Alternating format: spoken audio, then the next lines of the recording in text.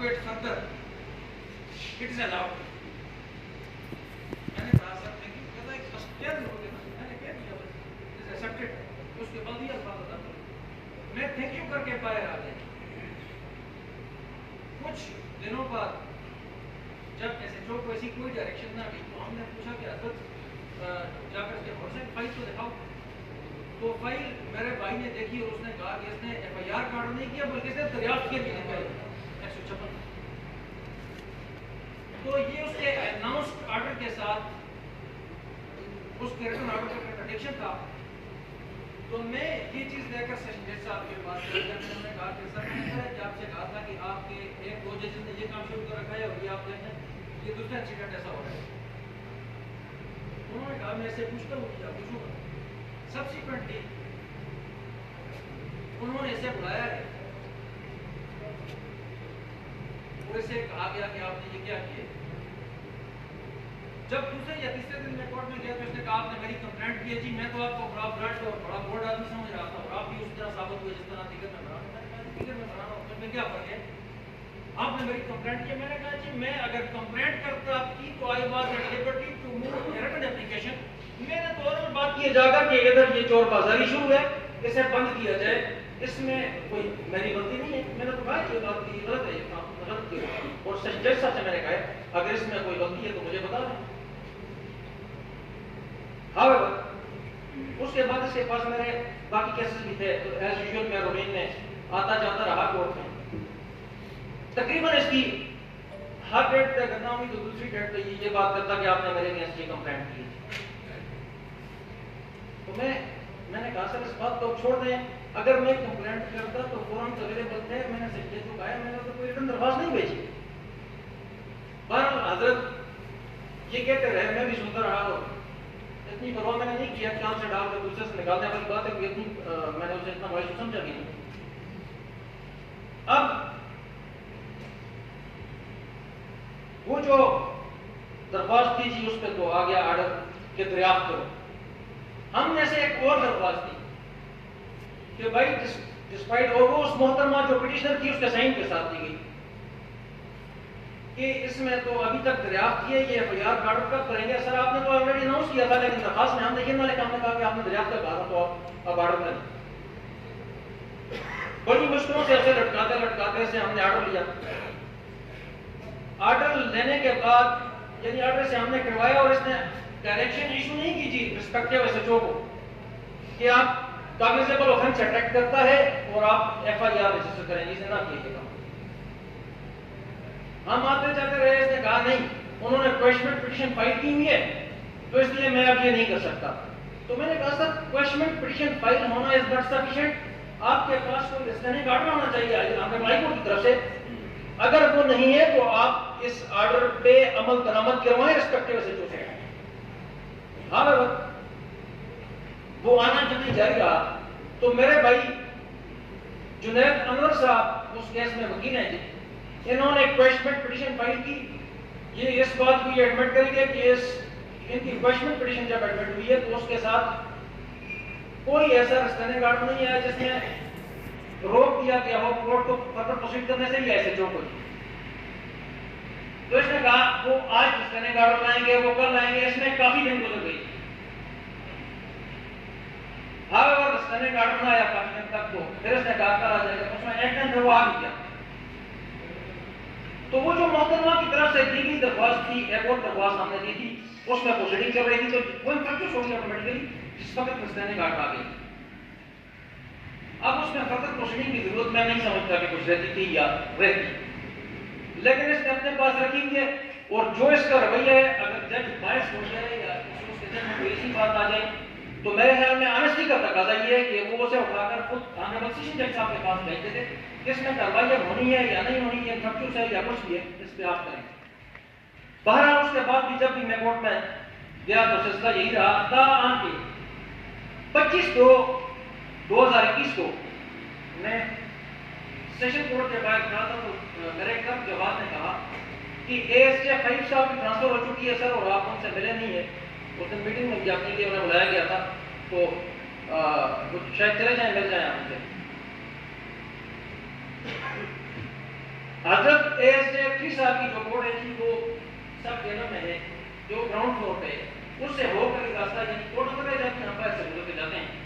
जब मैं वहां से गुजर रहा था तो असगर शाह साहब लर्नेड ASJ 3 वो इस पोजीशन में खड़े थे जिस तरह मैं आपके सामने खड़ा हूँ और ये अंदर से मुस्कुराए, तो मैंने जाकर अस्सलाम वालेकुम साहब। अब मेरी बहनें नहीं है जी, जो बात हुई और जहां से बात फिर आगे बढ़ी, आर्डर्स होते रहते हैं जी, ये नहीं कंट्रोल में किस तरह। आप मेरी बहनें 2 मिनट के लिए बैठ जाए, हम आपको बुलाते हैं ये एक बात करके, ये आपके सामने करने की बात है। तो जब मैंने दवा सलाम किया,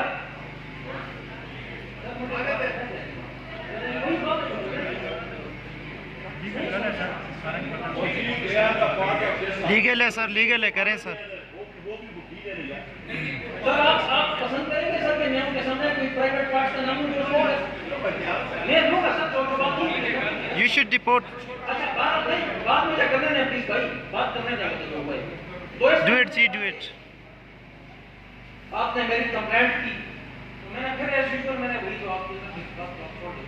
तो उसने कहा ये वो गला साहब हमारे सामने आते हैं और हमें चूक चुप कर सलाम करते हैं कि इनका सर और इनका चेहरा इनके दम पे होता है और इनकी गांड का पता नहीं होता कि वो कहाँ है। Sham sham sham sham sham sham. मैं ये नहीं कहता, हमारी सफों में भी ऐसी काली बहनें मौजूद होंगी, लेकिन जिस शख्स के साथ आप मुहातमे रहे जाते हैं मेजॉरिटी ऐसे नहीं है। ये आप क्या कह रहे हैं?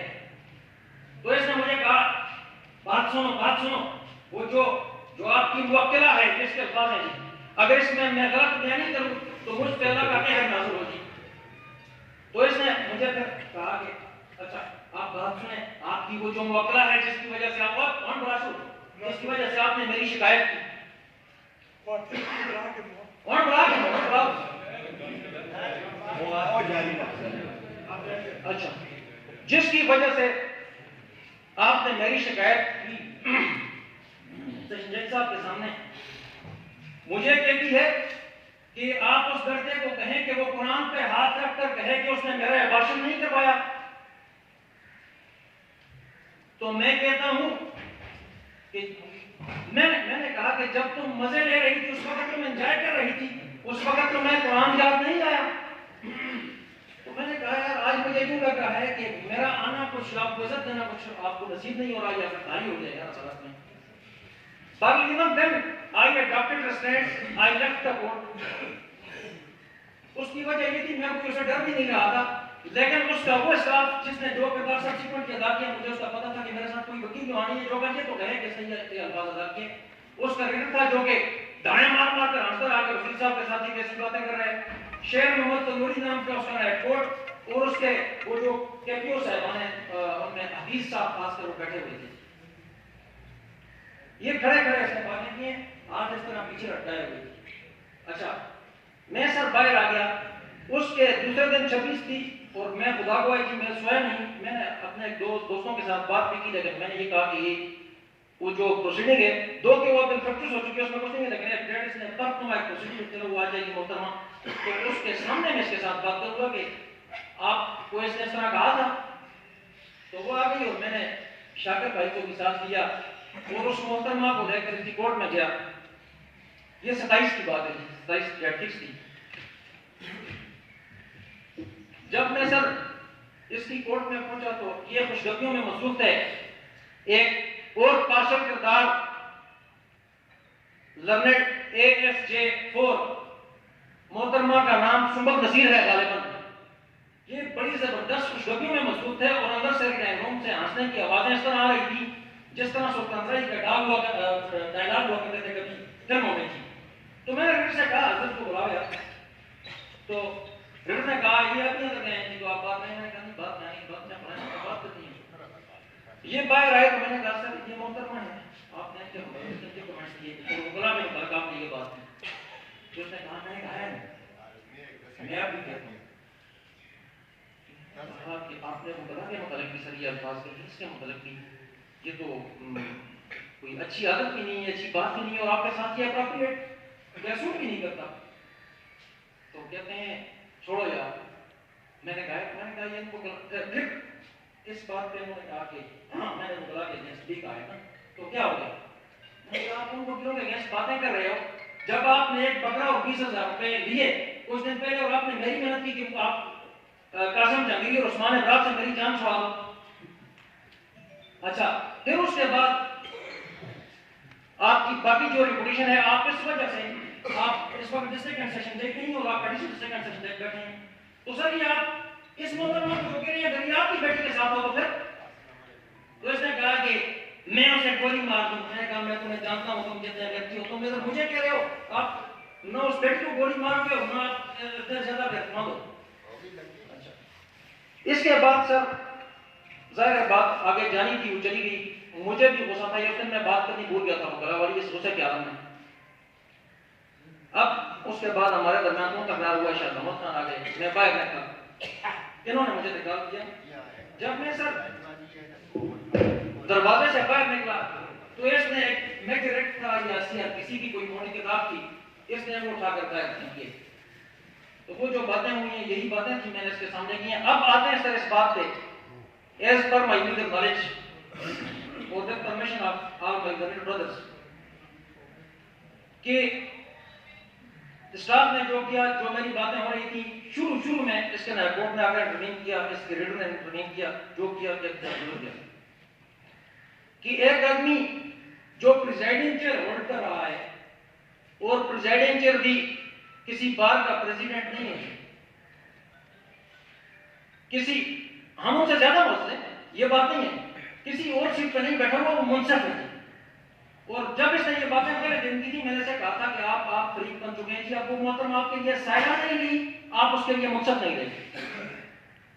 تو اس کے بعد اسے وہ چیزیں اپنے پاس رکھنے کا یا کسی قسم کی چاہے پیٹی نیچر کی کاروائی تھی وہ رکھنے کا نہیں تھا. تو میرے ناقص علم کے مطابق جو اس نے کہا ہے یا جو بکواس اس نے کی تھی اس کے بعد وہ ڈیزرو نہیں کرتا کہ وہ سیٹ پہ بیٹھے. لیکن یہ فیصلہ میں نہیں کر سکتا. میں آپ کے نوٹس میں لے آیا ہوں جی. اور میں نے جو بات کی ہے جی میں نے وہ جنگ اپنے سارے بھائیوں کے لیے سارے ہزار کے لیے لڑی ہے. میں پھر بھی لڑوں گا انشاءاللہ اگر مجھے اکیلے بھی لڑنا پڑی جی. تو یہ باتیں میں آپ کے نوٹس میں لے ہوں اس پہ جی جو میرے بھائی کہیں گے. باقی میں یہاں سے یہ کہہ رہا ہوں جی اگر مجھے یہ کہا گیا کہ اس کی محنت کرو اسے معذرت کرو میں نہیں کرتا جی چاہے آپ مجھے ڈسکلیمر کریں. تھینک یو جی. جنہوں نے محنت کی ہے ان کا بھی بتائیں نا جی جنہوں نے جا کے محنت کی اور جائے صاحب میں کسی کے متعلق اس وقت بات مناسب نہیں سمجھتا کرنا. جنہوں نے کیا ان کا اپنا ظرف ہے جی. ہمیشہ اگر ہمارے اندر ایسے لوگ نہ ہوتے تو یہ نہ بالکل ٹھیک جی.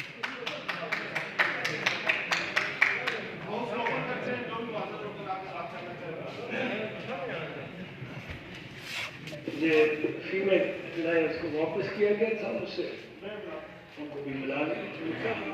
ہمارے ہاؤس کا حصہ ہے.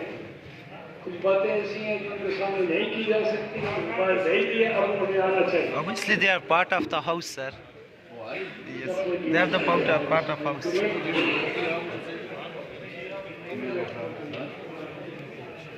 آپ صاحب صدر جی سر.